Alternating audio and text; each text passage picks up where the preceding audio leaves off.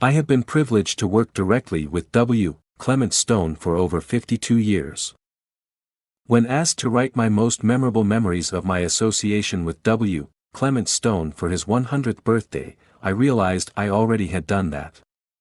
In my book Keys to Positive Thinking, I dedicated 30 pages to him, examining his life and how it offered a real demonstration of positive thinking with words and deeds.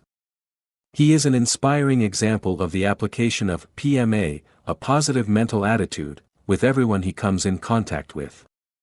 His life has been a relentless avocation of sharing his PMA concepts with everyone, to make this a better world for this and future generations. There is another outstanding quality I admire in W. Clement Stone. It is best described in the following definition of a gentleman from John Henry Cardinal Newman's The Idea of a University. You could easily retitle this is W. Clement Stone, the man. Hence it is that it is almost a definition of a gentleman to say he is one who never inflicts pain. This description is both refined and, as far as it goes, accurate.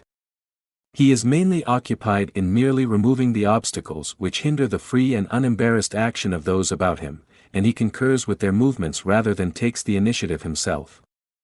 His benefits may be considered as parallel to what are called comforts or conveniences in arrangements of a personal nature, like an easy chair or a good fire, which do their part in dispelling cold and fatigue, though nature provides both means of rest and animal heat without them. The true gentleman, in like manner, carefully avoids whatever may cause a jar or a jolt in the minds of those with whom he is cast, his great concern being to make everyone at their ease and at home.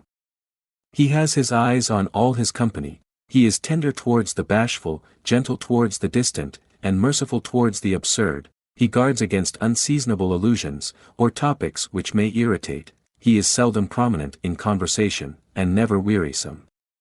He makes light of favors while he does them, and seems to be receiving when he is conferring.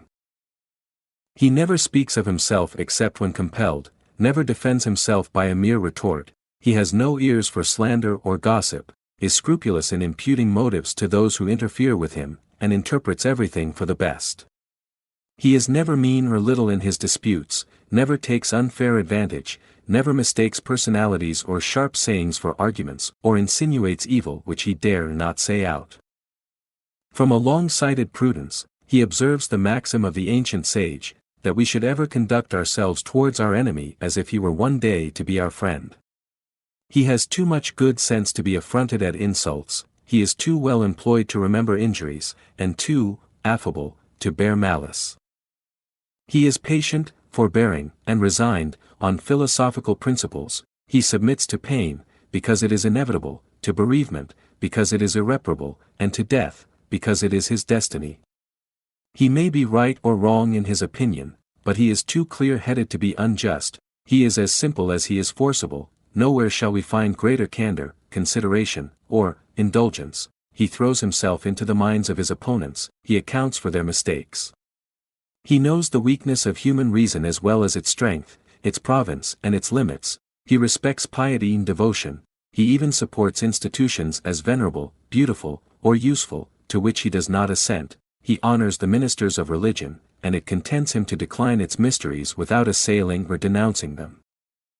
He is a friend of religious toleration, and that, not only because his philosophy has taught him to look on all forms of faith with an impartial eye, but also from the gentleness and effeminacy of feeling, which is the attendant on civilization. Such are some of the lineaments of the technical character, which the cultivated intellect will form, apart from religious principle. Respectfully submitted, Michael J. Ritt, Jr.